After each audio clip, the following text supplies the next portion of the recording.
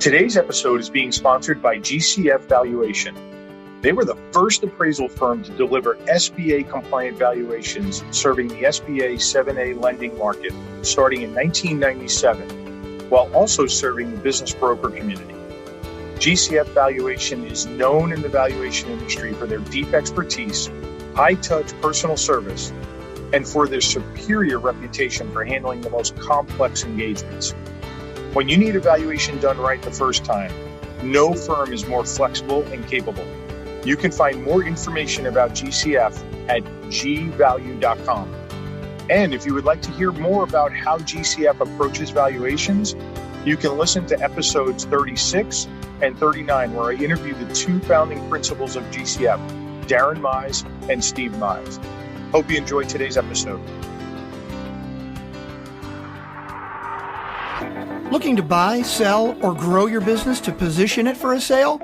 As the owner and managing partner of Sun Acquisitions, Domenic Rinaldi has personally been involved in over 300 M&A transactions. He has seen and done it all, consulting with large and small businesses across a broad range of industries. On M&A Unplugged, he'll interview buyers, sellers, and their advisors about their experiences scaling, selling, and acquiring businesses. On every episode, you will get key learnings, but most importantly, you will be better prepared for your own acquisition or sale. This is M&A Unplugged with your host, Domenic Rinaldi. A significant issue facing many business owners is the impact of underfunded multi-employer pension plans. This is most common, but not exclusive to unionized businesses. As we all know, many of these multi-employer pension plans might be struggling to maintain sufficient liquidity to address the future needs of the pension participants. This issue can quickly dominate and/or foil a proposed merger or acquisition if there is an outstanding pension liability. Our firm has been involved in a good number of M&A transactions where an unfunded pension liability becomes a significant barrier to an owner being able to walk away from their business.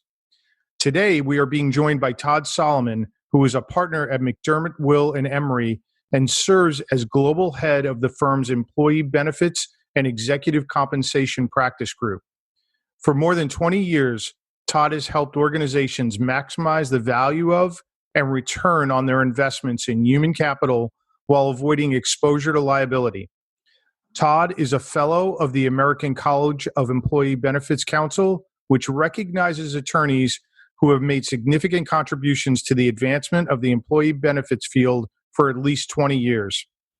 Todd, welcome to the M&A Unplugged podcast, and look forward to discussing the proactive steps owners can take to get ahead of this potential issue, which is not insignificant if they're in a multi-employer pension plan that's underfunded.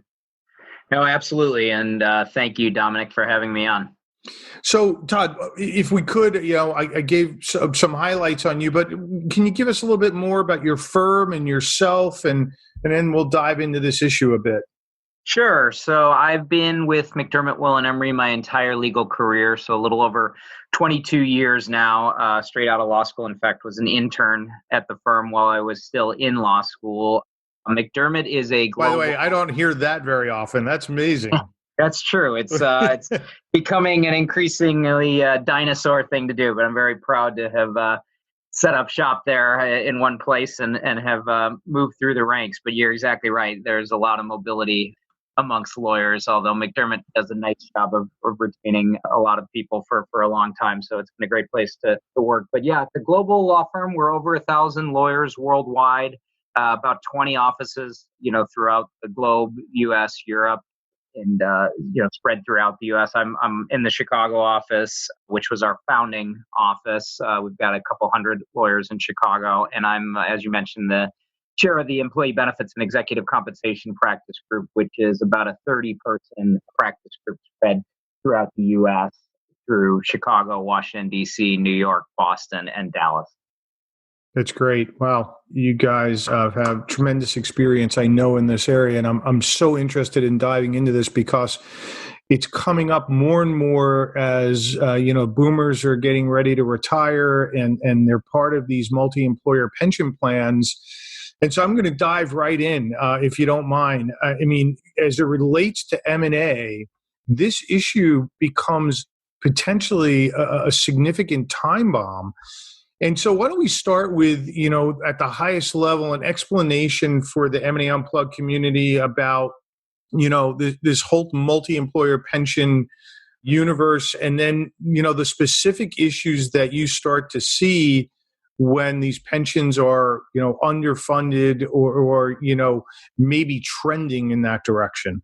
Yeah, and I'll start at somewhat of a basic level and kind of grow into it because, we want to make sure all listeners, even if this isn't something they've been exposed to, kind of get what we're talking about. So there's really two types of retirement plans in the world. There's defined contribution plans, like savings plans, what people know as 401k plans, and defined benefit pension plans. And the savings plans are not what we're talking about today because savings plans are fully funded. They go up and down with the market. They might grow, they might decrease if the market's bad, but they're fully funded. Every dollar in that account belongs to a participant.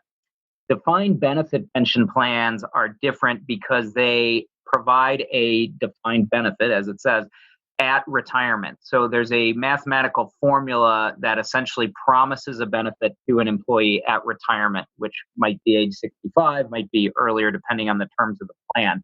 But because it sets a promised benefit and isn't fully funded on day one, there's an opportunity for that benefit to be well funded by the employer along the way, meaning the employer puts in enough money, and in some cases, perhaps too much money to fund the benefits.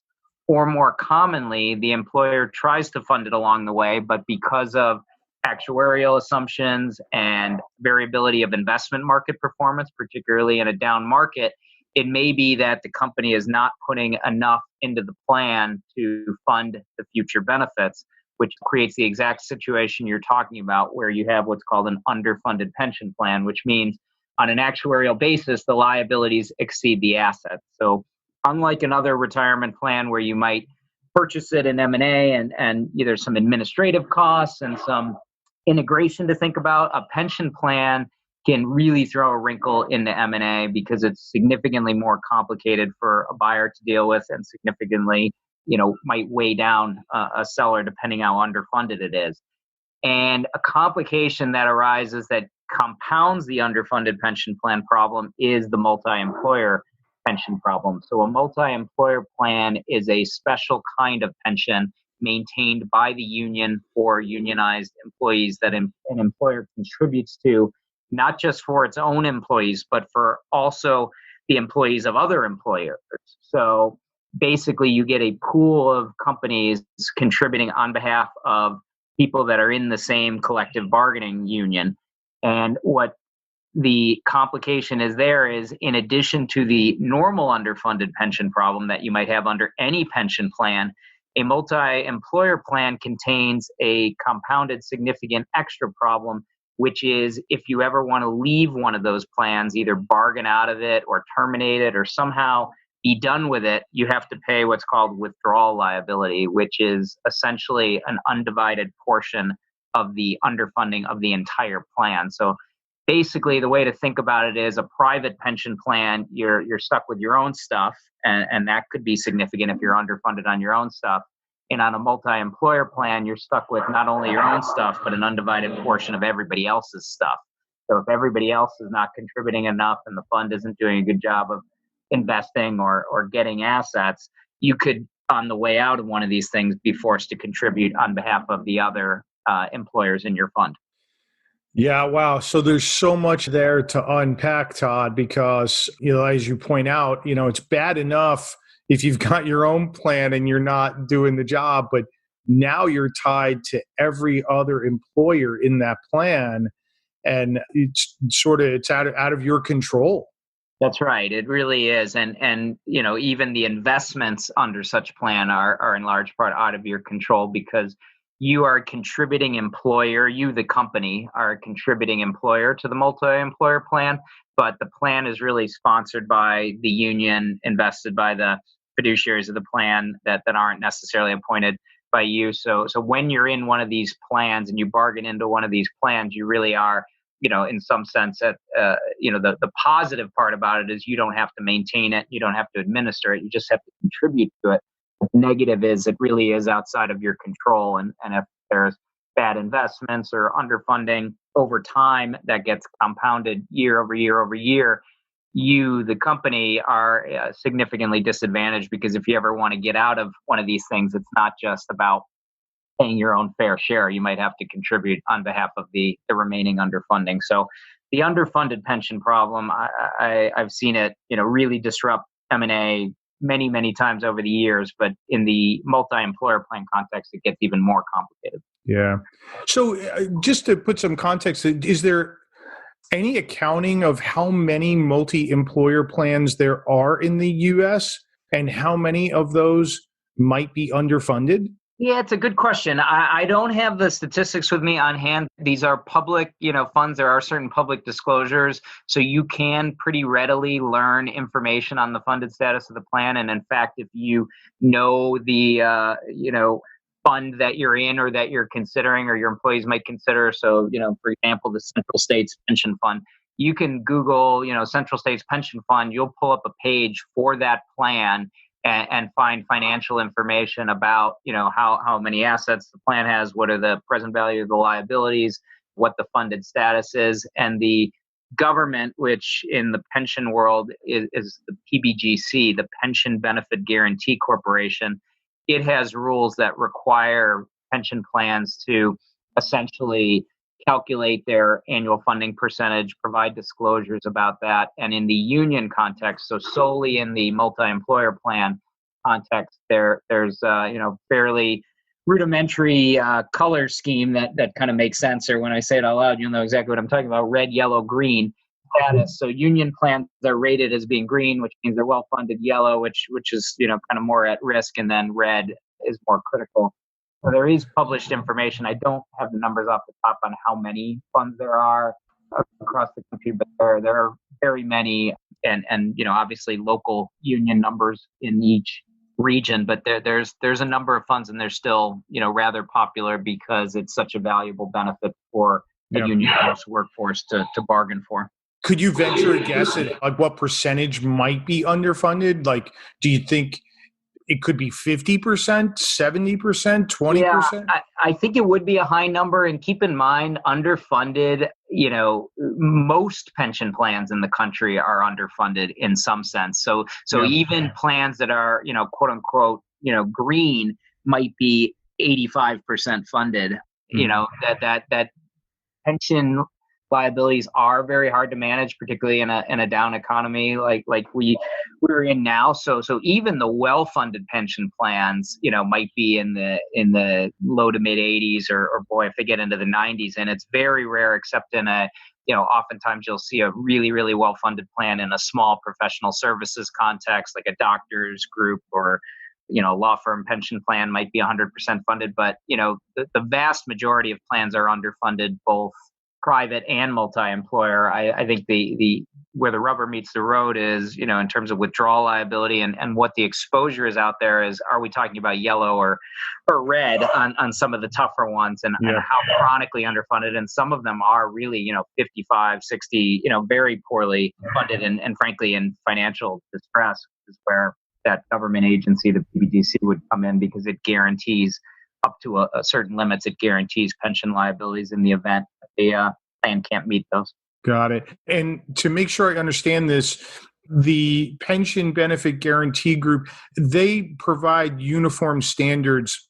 So every multi-employer pension group is reporting the same way with the same metrics. So you can't have one group reporting one way, another group reporting another way. They have uniform standards, so you can compare really apples to apples. Did I get that right? That's basically right. There's certain, actuarial assumptions that have some variability, but in general, that's right. That the PBGC has rules on minimum funding and how much you have to contribute to a plan, and how you value, what interest rate assumptions you use, and what amortization period you use to measure liability. So in general, that's right. You can get an apples to apples comparison, that if we had two plans of exactly the same size, and one was, 86% funded and one was 82% funded, you'd feel better about the 86. I think the variability occurs where, two plans can both be 84% funded, but one's really big, has a lot of employers contributing,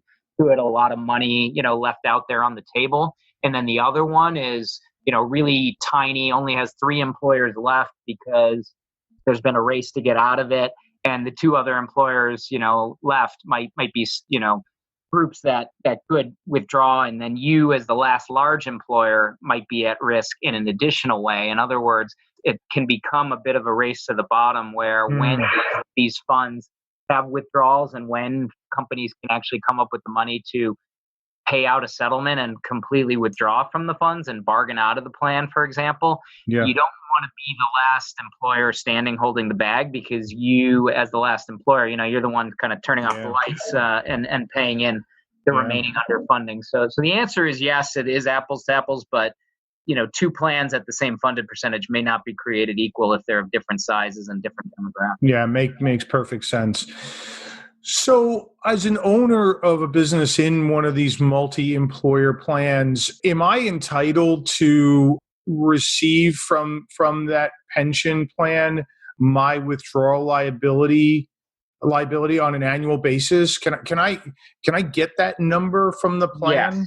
Yes, you usually can get that number, and if you contact the fund, and I believe it is, a periodic thing. I don't think you're entitled to get it every month, but yeah, if you want, once a year to get a request for partial or complete withdrawal liability, funds will provide that, and there can be some, debate over those numbers. So that is something to sort of think about. That even for companies, folks listening who maybe know what that number is.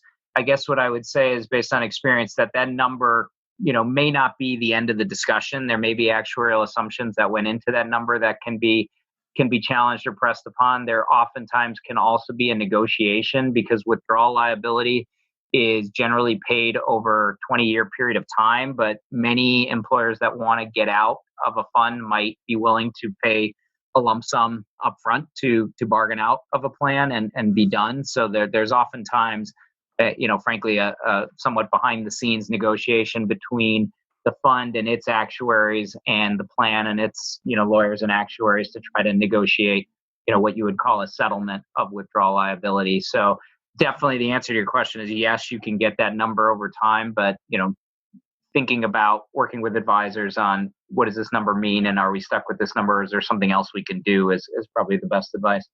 All right, so I want to dive into that a little bit, but before I do that, I'm going to ask an accounting question, and if it's unfair, just let me know, and we'll go forward. But most of the time, when I see clients that have a pension withdrawal liability, one, they didn't know what it was, they had no idea the level at which it was at, and they weren't carrying this liability on their books. Yeah, because they didn't even know they had it or the extent they had it. They thought the fund was fine and there'd be no issue. Then they go to talk to somebody and all of a sudden they realize they might have $1 million withdrawal liability.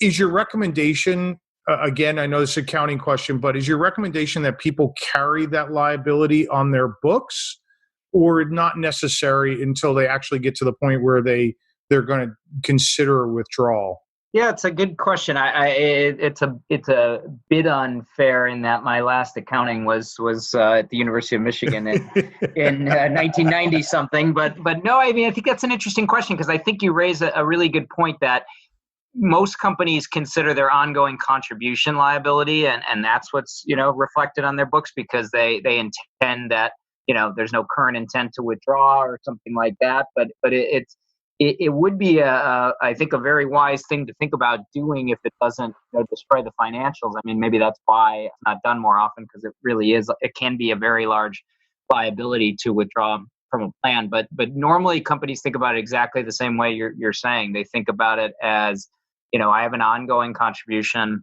liability and annual funding, minimum funding required contributions to this plan.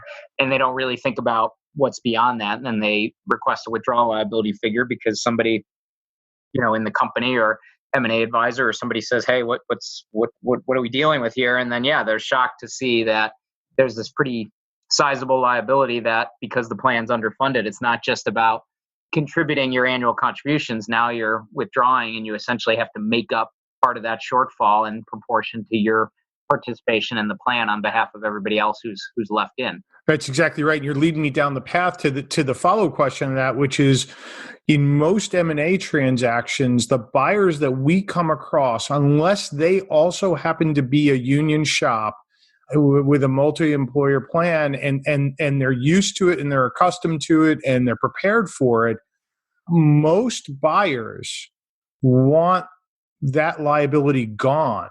Yep. In fact, most buyers want at the closing table for the business to withdraw from the union pension.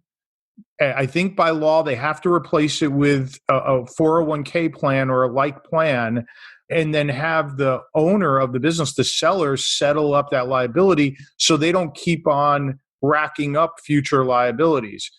Correct? Is all of that accurate?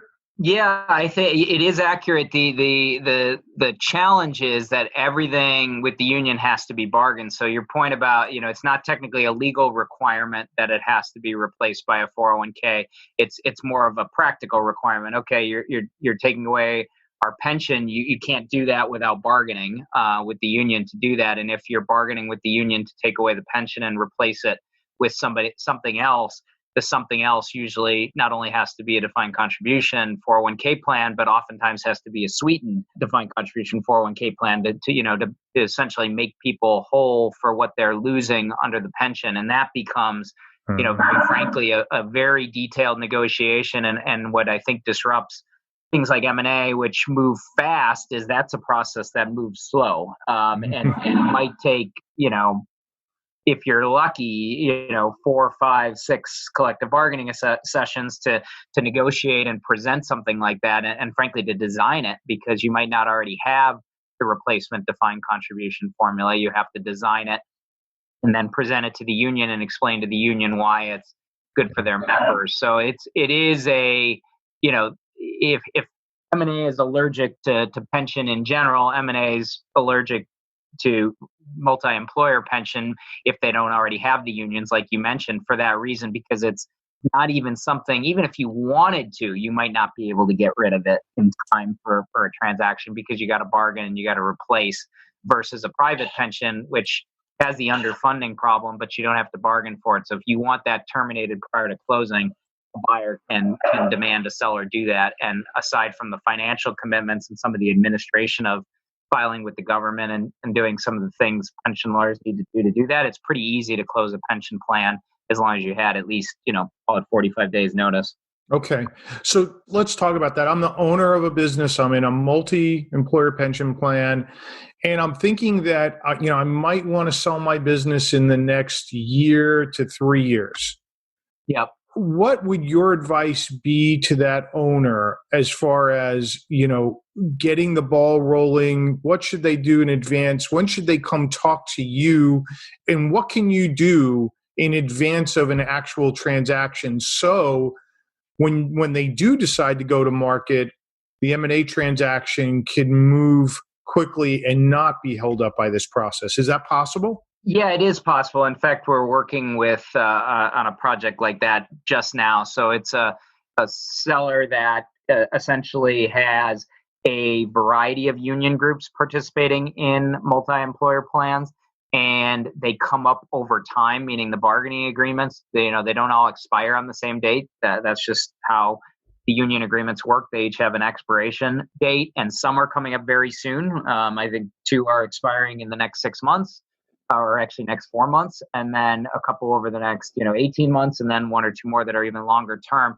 But they are taking the opportunity, especially with the 2 coming up soon, to create a consolidated strategy to go to all their unions to bargain for a replacement. So it does really take a lot of lead time. So your 1 to 3 year example is sort of perfect. I think if an employer is in that situation and they know they want to market themselves for sale, but are concerned about the union pension liability, starting now to create a strategy to approach the union.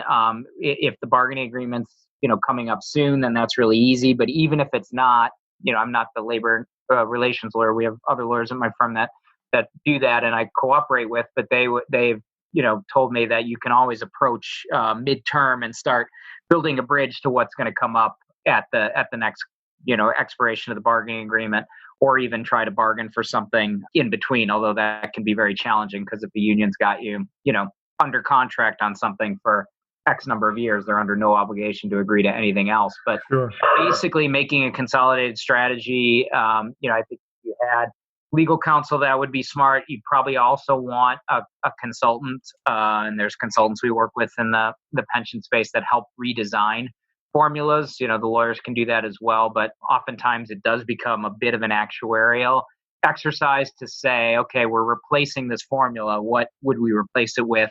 And who are the winners and who are the losers? Because inevitably, a replacement formula might be better for participants in certain situations, oftentimes younger participants who can grow their assets in the stock market over a long period of time.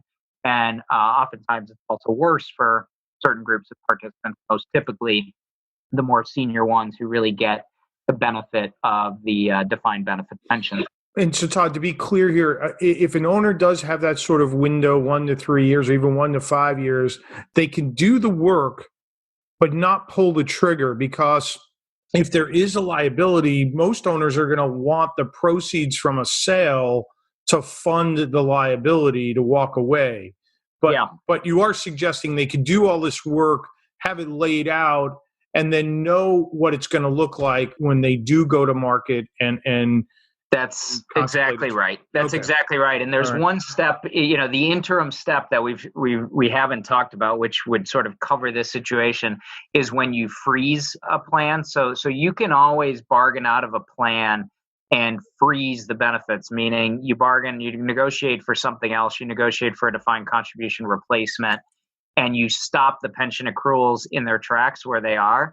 And that requires certain notices and certain steps. But basically, it freezes the liability. And if you're underfunded at that time, you have years to make up the liability, but you don't actually withdraw from the plan because you're still contributing on behalf of active participants who have frozen accrued benefits. So it's kind of a step between withdrawing, and carrying on. Oh, so that's interesting. So you could actually freeze your liability as an interim step.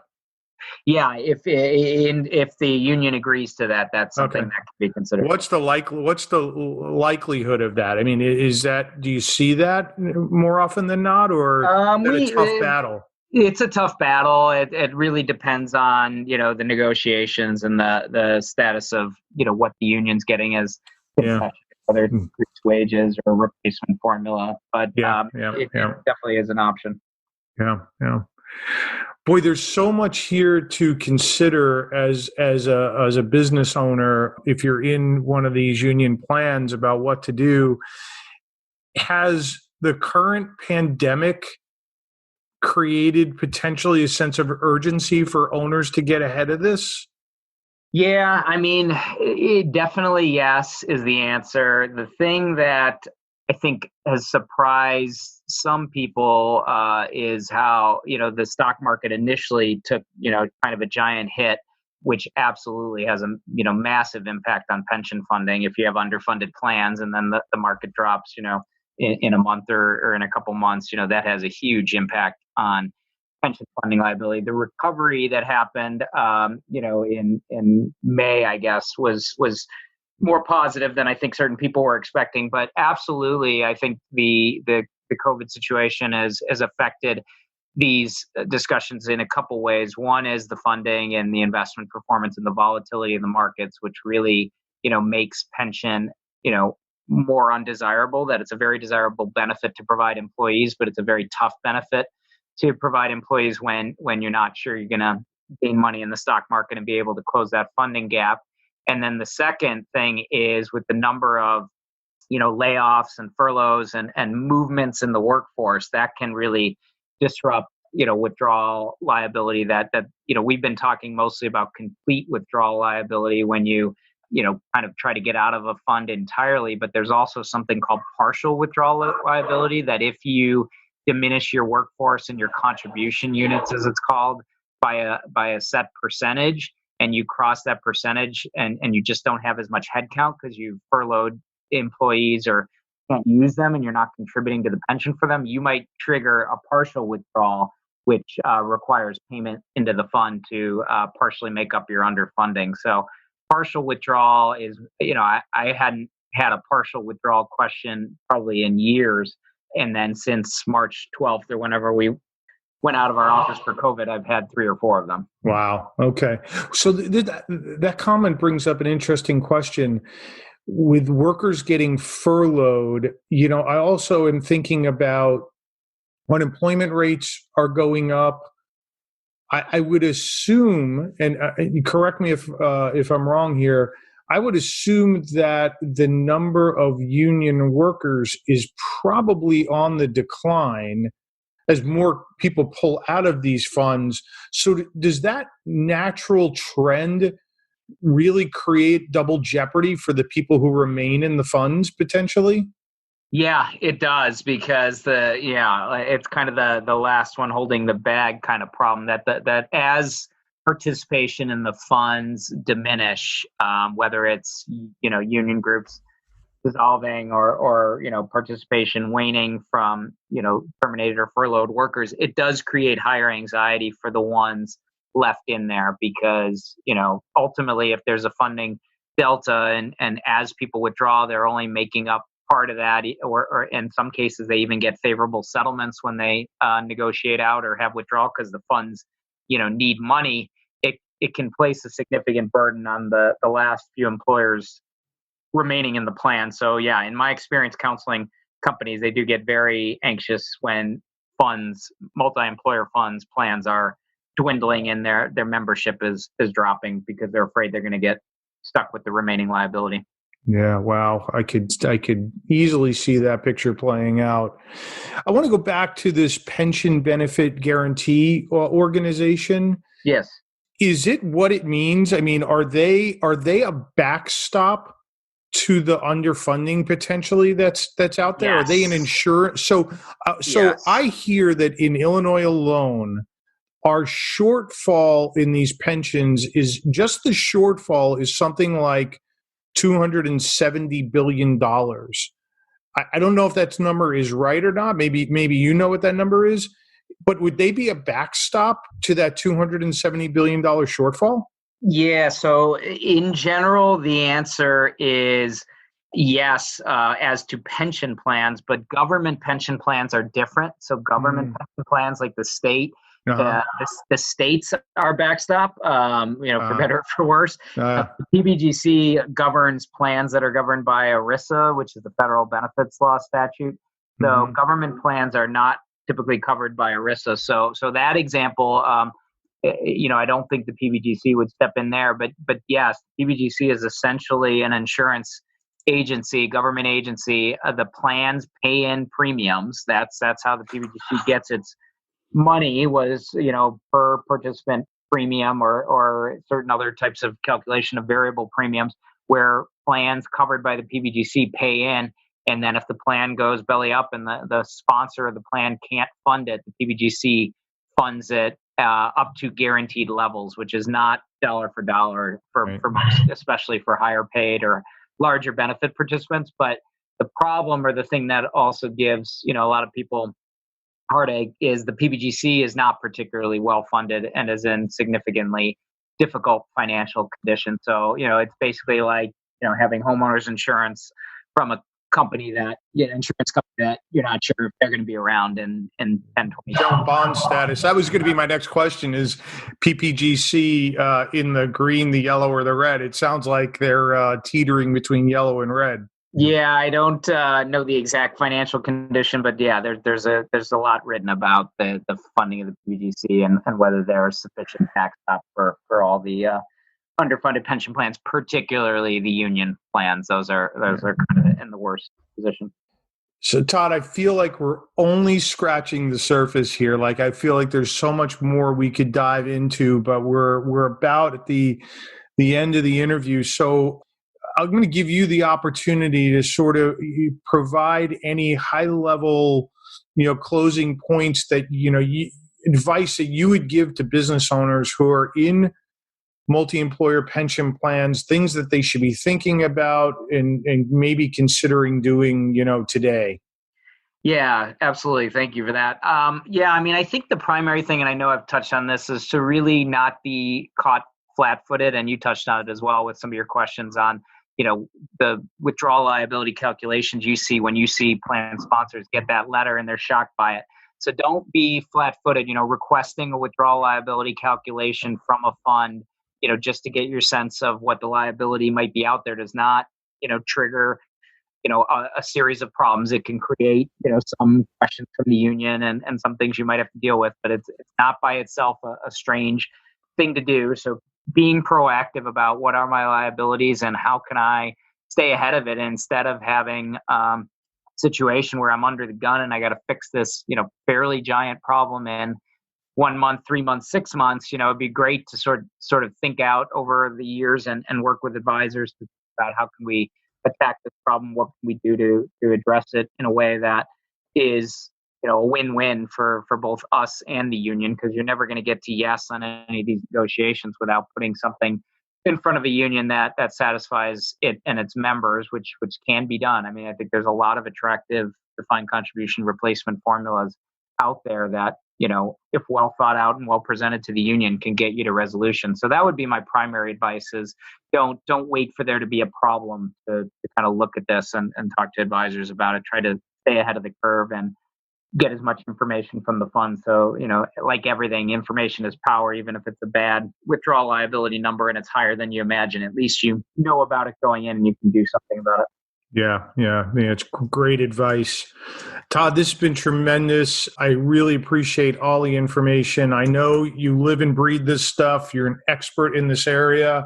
A lot of people are going to be faced, a lot of business owners are going to be faced with this issue as they look to exit their businesses. If folks in the M&A Unplugged community wanted to get in touch with you, how could they best reach you? Yeah, so the best way, I'm on our webpage, mwe.com, as in McDermott Will Emery.com. My email is probably the easiest place to reach me, T Solomon, TSOLOMON @MWE.com. Or anybody's welcome to phone me directly at 312-984-7513. Todd, thanks again. Really appreciate you being here. Yeah, thanks, Dominic. Appreciate the time. So M&A Unplugged community, I just, to put a bow on this, because I think Todd really put it very well in his closing remarks. Our firm has been involved in a good number of transactions where our clients were part of a union pension plan. They were surprised by the liability number. They, in some cases, needed to get out. They were stuck.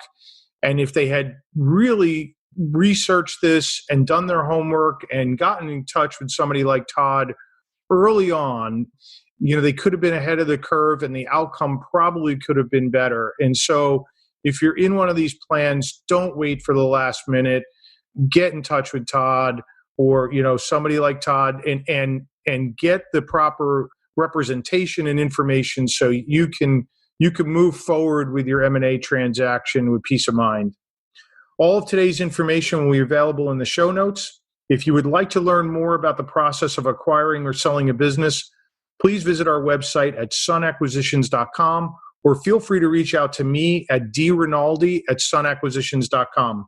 I look forward to seeing you again on the next episode of the M&A Unplugged podcast. And until then, please remember that scaling, acquiring, or selling a business takes time, preparation, and the proper knowledge. Thank you for joining us today on M&A Unplugged. If you enjoyed the show, please subscribe, rate, and recommend it wherever you get your podcasts. If you want more great information on how to scale, acquire, or sell a business, please visit our website at sunacquisitions.com.